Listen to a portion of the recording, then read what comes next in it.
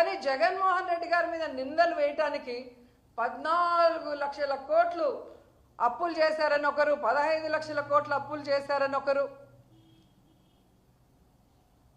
16 లక్షల కోట్లు చేశారు, 15 లక్షల కోట్లు చేశారని అబద్ధాలు చెప్పిన మీరు మొన్న అసెంబ్లీలో పయ్యావుల కేశవ్ గారు క్లియర్ కట్గా ఇవ్వటం జరిగింది. 5 లక్షల చేంజ్ మాత్రమే మొన్నటి వరకు అప్పులు ఉన్నాయి జగన్మోహన్ రెడ్డి గారు దిగిపోయే నాటికి.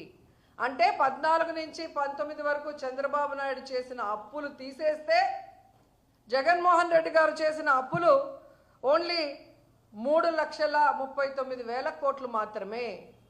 ఈ 3,39,000 కోట్ల రూపాయల్లో దాదాపుగా 2,72,000 కోట్ల రూపాయలు సంక్షేమానికే డీబీటీ, నాన్ డీబీటీ ద్వారా ఇవ్వటం జరిగింది. అంతేకాకుండా స్కూల్స్ కానీ హాస్పిటల్స్ని రెనోవేట్ చేయటం, మెడికల్ కాలేజీలు కట్టించడం, అలాగే హార్బర్లు, పోర్ట్లు ఏ విధంగా కట్టించడం, ఇక ఇల్లు కట్టించడం, ఇలా తీసుకుంటూ పోతే ఎంత అభివృద్ధి చేశారు, ఎంత సంక్షేమం చేశారు.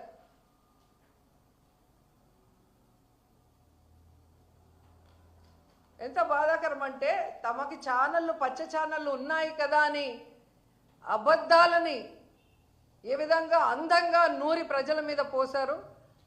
అవి నమ్మిన ప్రజలు ఈరోజు నట్టేట మునిగిపోయి ఏ విధంగా ఏడుస్తున్నారో రాష్ట్రంలో ఎక్కడికి పోయినా స్పష్టంగా కనిపిస్తుంది. ఏ రోజైతే చంద్రబాబు నాయుడు ముఖ్యమంత్రి అయ్యాడో ఆ రోజు నుంచి రాష్ట్ర ప్రజలకి కష్టాలు, కన్నీళ్లు తప్ప మరొకటి లేదు అనేది స్పష్టంగా అర్థమవుతుంది. ఎందుకంటే ముఖ్యంగా రైతులు ఖరీఫ్లో కరువు, ఇప్పుడు రబీలో కరువు. ఈవీఎంలన్నీ మేనేజ్ చేయగలిగిన చంద్రబాబు నాయుడు కరువుని మేనేజ్ చేయలేకపోతున్నాడు. ఆయన ఎప్పుడొచ్చినా ఏ విధంగా కరువుతో జిల్లాలు రైతులు ఎలా అల్లల్లాడిపోతున్నారో మనం కళ్ళారా చూస్తున్నాం. ఈరోజు రైతులకి రైతు భరోసా లేదు, గిట్టుబాటు